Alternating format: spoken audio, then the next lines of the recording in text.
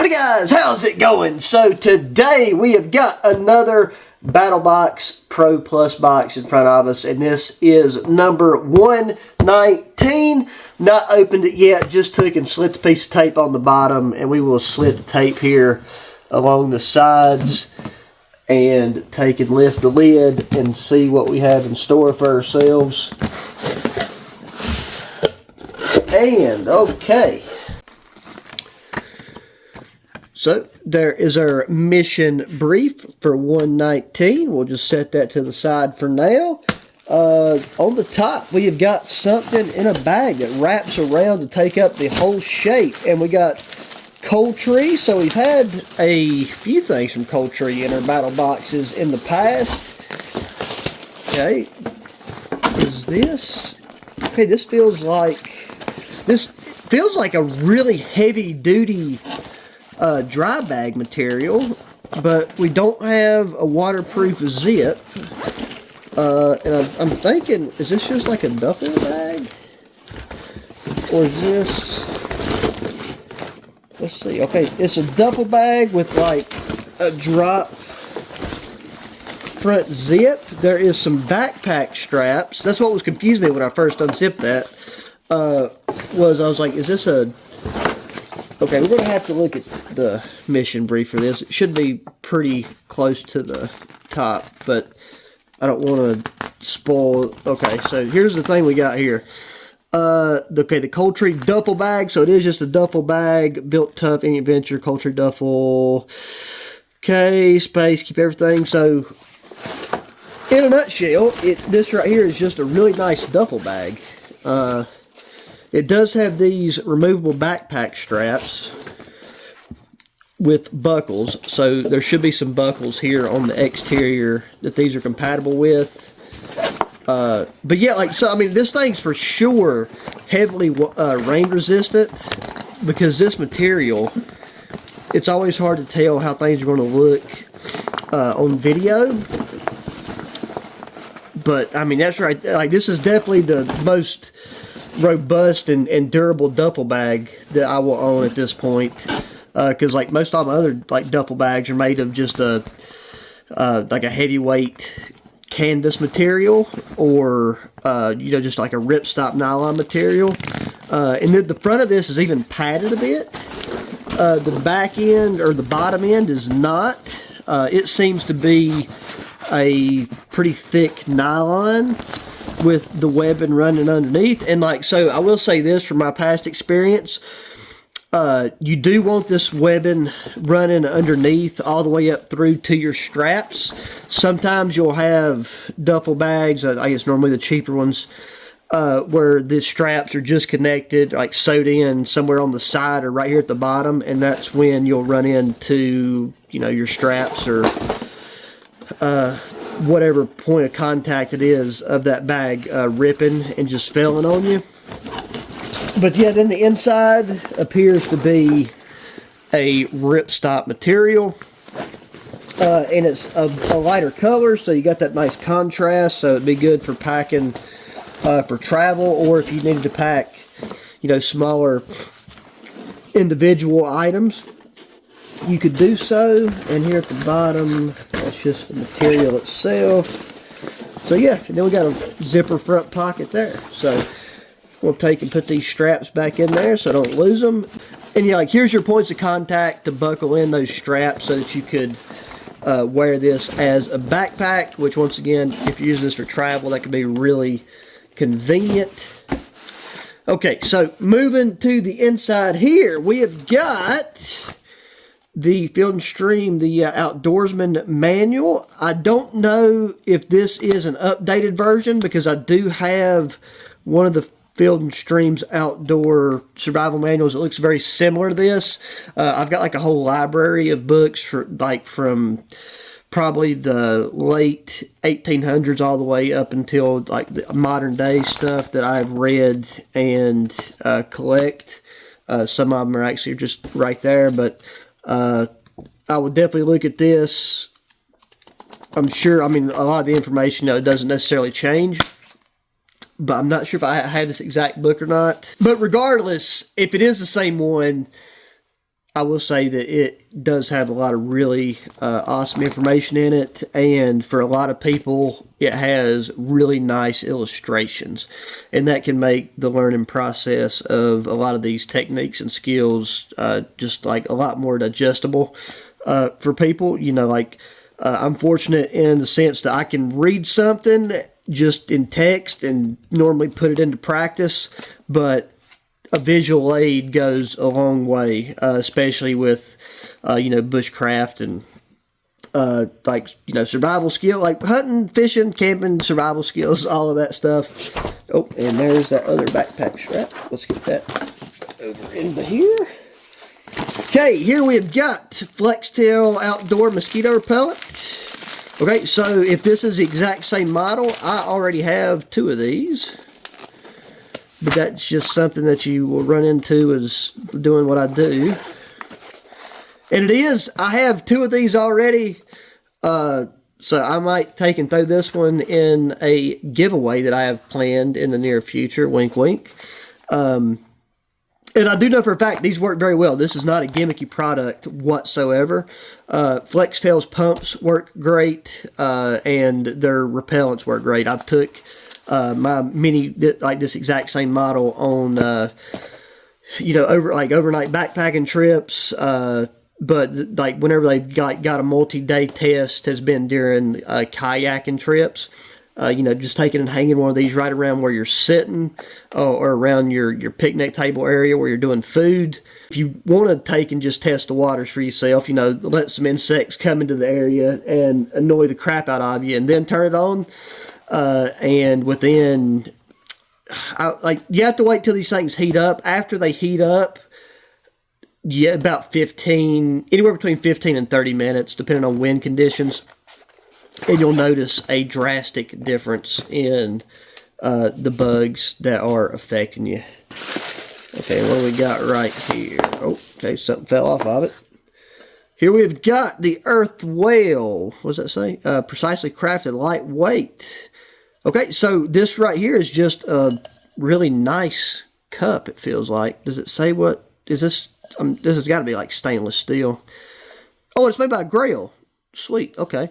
Oh, and it's got measurements on. That's something that at this point I don't know why, unless they're just going for a completely sleek design, why cups and bottles and stuff don't put measurements of some kind on their bottles, because, or well, in this case a cup, just on any liquid holding device, because I don't know, it's a really handy reference to have, regardless if you're doing rehydrated meals or, instant coffees, whatever. But yes, this is a really nice cup, and it's got this coating on the outside, so I'm sure that adds just a little bit of heat resistance to it. But then even, we've got this, what I would assume to be silicone, and it just wasn't on there to begin with, because that right there is a really tight fit. So, like, once you take and snug that up, and I think I just done that the complete upside down direction, but I kind of like the way that that's facing versus how it would be if it was the other way around, that you could take and actually hang this on the outside of your backpack, and that's not going to come off. So, cool deal. Definitely going to use that. I mean, stuff like this is stuff I just use on a day-to-day basis, whenever I'm working on the computer or anything. So there we go. Okay, here we got an Opal. An Openal. I never have looked into how you pronounce that, but I will say this is okay. So this is extremely cool to me, because I, as somebody who has been collecting knives since, I don't know, it was like 7 or 8, something like that, I have never owned an Opal knife, and I've seen these, these are hugely popular in the outdoor and bushcraft community, and I've just never bought one. But for anybody not familiar, so it's a pocket knife, but the lock-in design on this is really cool, because what you do is you twist that lock into place, and unlike, like your center lock knives and stuff, This right here has a much less of an opportunity to fail on you and come down on your fingers depending on the task you're doing.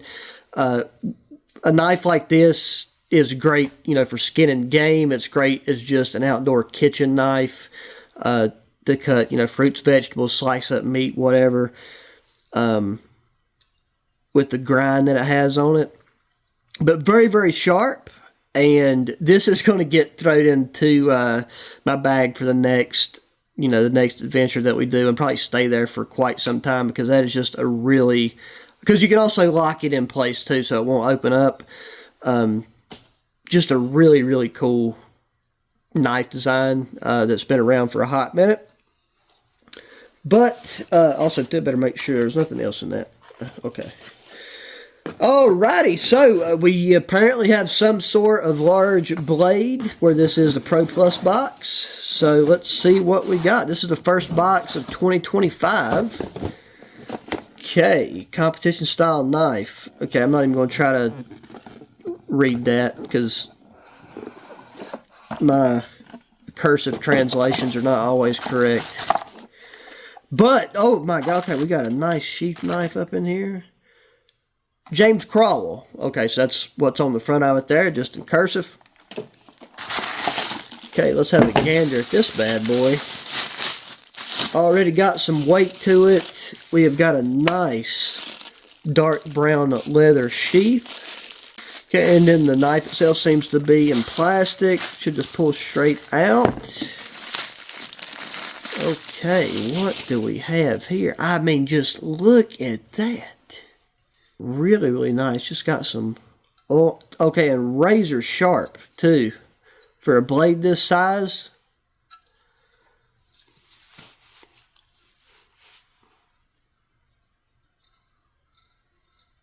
Okay, yeah, that right there is just straight up immediately, barely even, I don't even know if you can see that, but like barely touched and just got a big old clunk of hair. That right there is extremely sharp. And just a standard leather sheath with a belt loop, really digging that. And like for this size, it's not overly heavy. Like it's got a nice light weight to it, to the point to where like you can still choke up right here and do some like really fine whittling and carving. Not sure how well it would handle like hardcore chopping task, but does it say? Let's look at our mission brief now that we've got everything opened up in front of us here. So yeah, the Crowell competition knife. So yeah, this knife inspired. Okay, so this is what I was interested in. So yeah, the handle, we got our G10. For the blade, it's 5CR stainless steel, which is solid, because I mean, and I see here where it's talking about this competition where it's made to like, you know, for a lot of slicing and chopping tasks, but primarily I think the slicing tends to be more in the range of what they're going for, just testing like the blade sharpness and how well it can maintain an edge overall. This right here to me seems like something that would be one heck of a, I mean, just like one heck of a good summer knife for, you know, taking and whacking through like briars and brambles and just green, you know, greenery. And like, I'm sure still, like, even with your, like, most of your batoning task and things, this will be able to split a lot of your wood fairly easily.